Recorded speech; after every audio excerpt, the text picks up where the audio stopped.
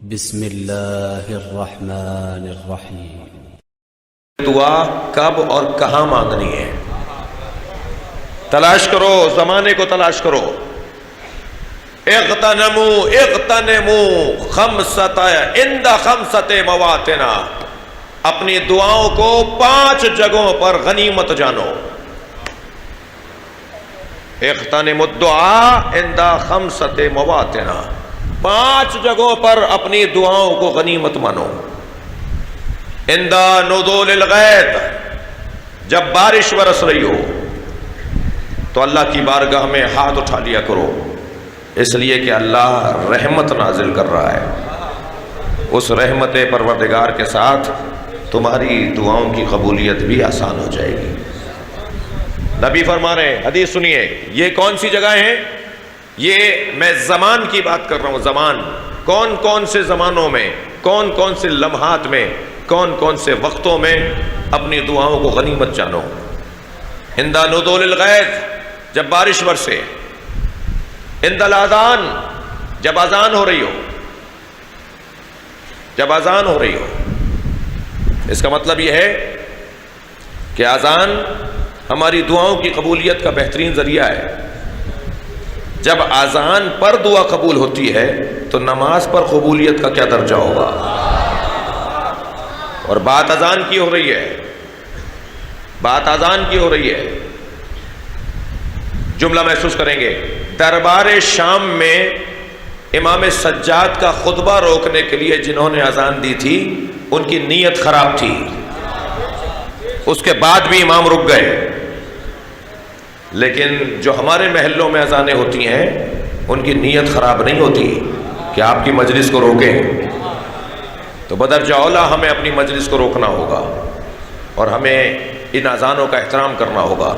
اس میں نام تو اللہ ہی کا لیا جا رہا ہے، اس میں تذکرہ تو نبی کا ہو رہا ہے۔ عند الاذان، معصوم فرما رہے ہیں، تیسری جگہ جہاں پر تمہاری دعا قبول ہوگی، وہ زمان کون سا زمان ہے؟ عند التقاء صفین للشہادہ، جب مجاہد قربانی کے لیے تیار ہوں، اس وقت میں تمہاری دعا قبول ہوگی۔ جی، عند دعوت المظلوم، جب مظلوم کا ذکر کیا جا رہا ہو۔ عزیزان گرامی، یہ ہم نے پہلی مجلس کے اندر آپ کے سامنے بیان کیا تھا کہ وہ زمان ہے کہ جہاں پر پروردگار عالم دعاؤں کو قبول کرتا ہے۔ ایسے ہی مکان بھی معتبر ہوتا چلا جائے تو دعائیں قبول ہوتی ہیں۔ ہر جگہ ایک جیسی پکار نہیں ہوتی، ہر جگہ ایک جیسی قبولیت نہیں ہوتی۔ میرے نبی فرماتے ہیں کہ میں منتظر رہتا تھا اس آیت کو پڑھتے وقت کہ میری فاطمہ کو اللہ عظمت کب عطا کرے گا، کہ جیسے زکریا نے مریم کے سامنے جنت کا دسترخوان لگا ہوا دیکھا، تو کب وہ وقت آئے گا جو میری فاطمہ کے سامنے بھی جنت سے کھانے آئیں گے اور میں یہ دیکھوں گا کہ میری فاطمہ مریم سے افضل ہے۔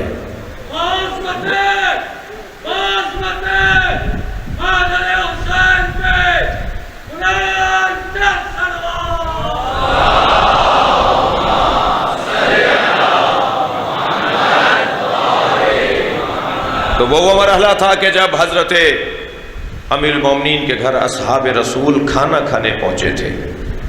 قصہ کچھ یوں ہے کہ جناب زکریا جناب مریم کے سامنے جب جاتے تھے تو ان کے سامنے دسترخوان لگا ہوا ہوتا تھا۔ پوچھتے تھے، یا مریم انا لک ھذا، یہ کہاں سے آیا ہے؟ تو فرماتی تھی، اندہ ہوا من عند اللہ، یہ اللہ کی طرف سے آیا ہے۔ اور اس دسترخوان کو جناب مریم اگر کھا لیتی تھی اس سے کھانا تو 1 مہینے تک جناب مریم کو بھوک نہیں لگتی تھی۔ یہ جنت کی غذا کا اثر تھا۔ دقت فرمائیں گے، نبی فرماتے ہیں جب میں قرآن میں یہ آیت پڑھتا ہوں تو مجھے یاد آتا ہے کہ اللہ میری فاطمہ کو کب یہ منظر دکھائے گا، اس لیے کہ اللہ نے میری فاطمہ کو تو مریم سے بھی زیادہ افضل قرار دیا ہے۔ یہ عقیدہ میرا اور آپ کا ہی نہیں ہے، یہ عقیدہ حضرت علامہ اقبال نے بھی بیان کیا ہے۔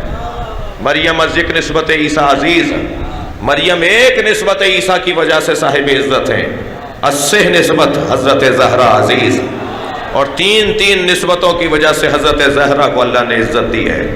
نور چشم رحمت للعالمین. یہ فاطمہ زہرا اس کی آنکھوں کی ٹھنڈک ہے جو عالمین کے لیے رحمت ہے. نور چشم رحمت للعالمین، آن امام اولین و آخرین. یہ نبی کی آنکھوں کی ٹھنڈک زہرا. پھر علامہ اقبال کہتے ہیں مادر آن مرکز پرکار عشق، یہ اس کی ماں ہے جو عشق کے دائرے کا مرکز ہے. مادر آن کاروان سالار عشق، یہ اس کی ماں ہے کہ جو عشق کے کاروان کا سالار ہے.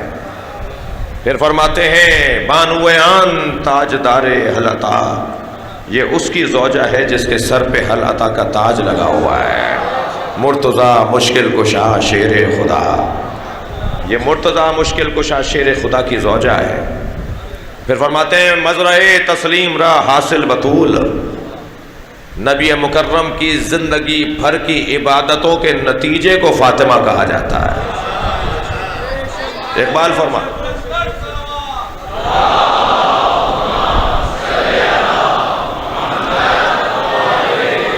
مزرعِ تسلیم را حاصل بطول، مادرہ را اسوہ کامل بطول. کب ملے گی یہ عظمت میرے زہرا کو؟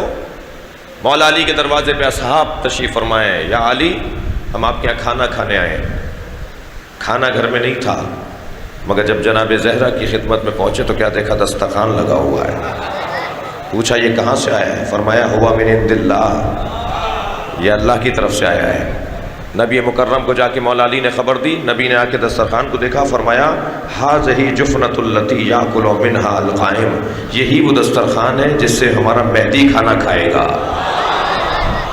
اللہ اکبر. جملہ آپ کی سماعتوں کے حوالے کر رہا ہوں. ساری دنیا امام مہدی کا کھاتی ہے، امام مہدی جناب زہرا کا کھاتے ہیں. صلوات پڑھیں گے محمد و آل محمد.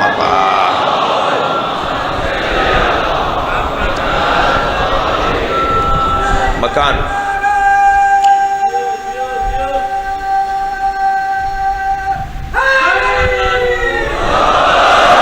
مکان اگر بہتر ہوتا چلا جائے اور زمان اگر بہتر ہوتا چلا جائے تو دعاؤں کی قبولیت کے لیے آسانی ہوتی ہے. Thanks for watching our channel. Please like, share and subscribe for further updates. Please follow our channel.